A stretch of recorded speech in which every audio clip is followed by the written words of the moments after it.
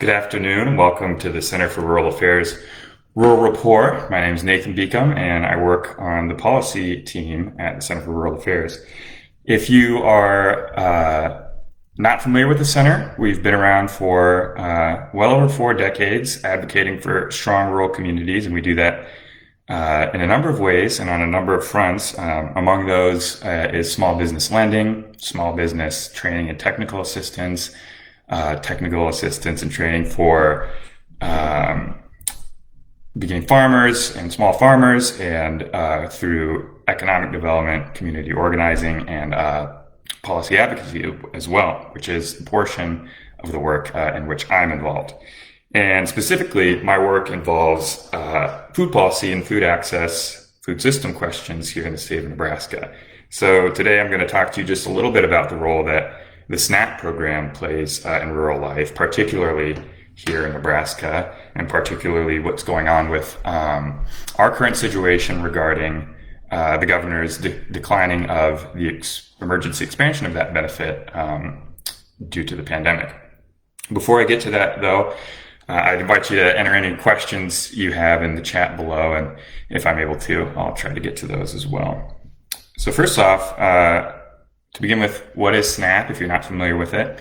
That's the Supplemental Nutrition Assistance Program. You may know it better as food stamps, which is how it used to be identified.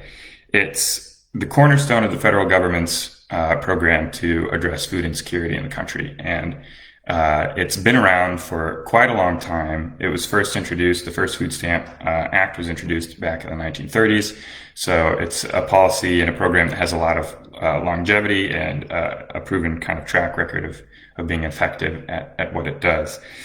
An important word in the name of it is supplemental. It's meant to supplement the incomes of families or individuals who are at or near the poverty line, in order that they can stay food secure. Food insecurity is defined as a situation where you lack ready and consistent access to the amount of healthy food you would need to lead a normal, healthy, active life.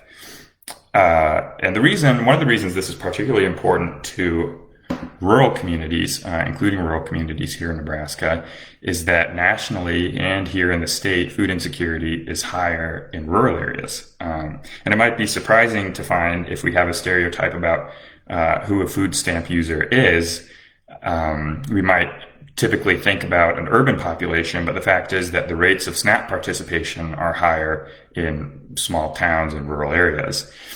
And as a proportion of people who actually need and are eligible for SNAP benefits, that proportion in rural areas is even higher. So despite insufficient participation as far as people who are eligible for the benefit, still the rates are higher in rural areas. That also has to do with the fact that unemployment rates tend to be higher in rural areas, and poverty rates tend to be higher in rural areas. So there is a particular importance to this for those types of communities. This year, there was an expansion to the program. It was passed in a bipartisan way in Congress called the Family First Coronavirus Relief Act. And what that did is it expanded the normal SNAP benefit during this time of the coronavirus pandemic. Congress was trying to take into account the fact that there's been a lot of volatility in the job market this year. Of course, we all know that a lot of people, especially in the service industry, in hospitality, in restaurants, bars, and many other fields as well, lost their jobs earlier in the spring. Some of those jobs haven't come back. We are on a recovery, which is good, but the fact is unemployment still remains higher, underemployment still remains higher, and there are also just a lot of extra financial stresses on people. So there are a significant number of families and individuals in Nebraska and elsewhere that still stand in need of this benefit. Now, what that expansion does is normally, if you're eligible for SNAP, there's going to be a number of conditions that are going to determine what your benefit looks like. And among those is the size of your household and the gross monthly income of your household. So under certain conditions, you may be receiving a SNAP benefit that's as little as $15 or $20 a month, you may be receiving a larger benefit. Because of the uncertainty of the present period, Congress expanded that, simplified it so that eligible beneficiaries can just receive the full benefit. But it's not just important for people who are facing food insecurity in rural areas. It's also an important stabilizer of the rural economy, and especially in times of an economic downturn, but really all the time. There have been studies from the Department of Agriculture and from independent academic sources as well that have pointed out that this program is not just a public assistance benefit, it's also a stimulus. And it's one of the most effective kinds of stimulus during an economic downturn, because the money is going to families who need it in an immediate way. And it's dedicated towards food purchases. So it's going to be spent quickly, and it's going to be spent in the local economy at the local grocery store. So it's a very efficient way of pumping money directly into the economy and stabilizing it in that way. And so that's important for rural businesses. It's important for rural groceries, but the strength of the rural grocery has impacts on the rest of the local economy in rural areas as well.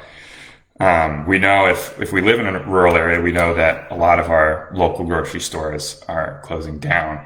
In Nebraska, just 20 years ago, there were over 1,600 local groceries. Today, that number is closer to only 400 in just that short of a time.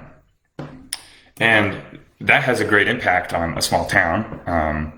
The local grocery store provides jobs, it provides opportunities for contract work for maintenance, plumbing, and electric, and it also functions as sort of a cornerstone of a local main street. It's the center of the community. It's the place probably where people most frequently shop. So when the local grocery disappears, traffic is reduced to other businesses as well. So it's important. It's an important source of income for those businesses, and that has implications for the rest of the local economy as well. There are ways that this money multiplies itself in the local economy, and these studies have shown that $1 of SNAP benefit increase results in $1.84 of GDP growth. So it has a significant effect, stimulating effect, as I mentioned before. And there are other ways too that this benefit can be pushed even further. There's a program that's used in many states. It started off in Michigan, but it's used here in a few places in Nebraska as well, called Double Up Food Bucks. And what that does is it doubles the power of beneficiaries' SNAP dollars if it's being spent on certain items like local produce. And so on the one hand, that incentivizes SNAP beneficiary to eat these healthy, whole local foods. It gives them the power to buy more of that kind of food by increasing their benefit. And it multiplies the effect of that dollar in the local community by directing that money to typically a local grocer who's being supplied by local producers. And when that's the case, money stays within the local economy. Whereas, if it's being spent at a Dollar General or in another town, maybe the nearest supermarket is 30 miles away, that money is kind of being extracted from the local economy and is not having the same multiplying effect there where it's most needed and strengthening the small town. So that's one of a number of ways that the program's impact can be increased here in the state and elsewhere. Now, as far as the benefit expansion this year, the governor has said, or his administration has said, that it's simply not needed anymore because we're back to normal, we're getting back on our feet. The fact of the matter is, statistically, that's not quite true. People still need this benefit. We've spoken to people who are dealing with disability or pre-existing conditions, or simply have had trouble finding a job because of the pandemic. And for those people, this really could make the difference. And on top of that, since this extra benefit from Congress began, there's been millions of additional dollars of this stimulus entering Nebraska's economy. And that's important because it's not just individuals and families that have suffered in the course of this, it's small businesses as well. And they're still trying to make up for lost revenue from earlier in the year. And that money that could be coming into our state if we accept the benefit is not actually coming out of Nebraska's own wallet, so to speak. It's coming from the federal government, and we pay into it with our federal taxes, regardless of whether we refuse or accept the benefit. So as it is, we're spending the money, but it's going to California, Idaho, Maine, wherever. It's just not coming here to Nebraska where we could use it. So hopefully that's a helpful overview of the role of SNAP in rural areas and in local economies of rural areas. If you're interested in doing so, in engaging in this issue, we encourage you to contact the governor's office to get in touch with us or to seek out other opportunities to support food security in rural areas. Again, I hope that was informative, and if you have any questions or are interested in learning more, you can reach out to me or somebody else at the center. All right, thanks so much for watching, and have a good rest of your day.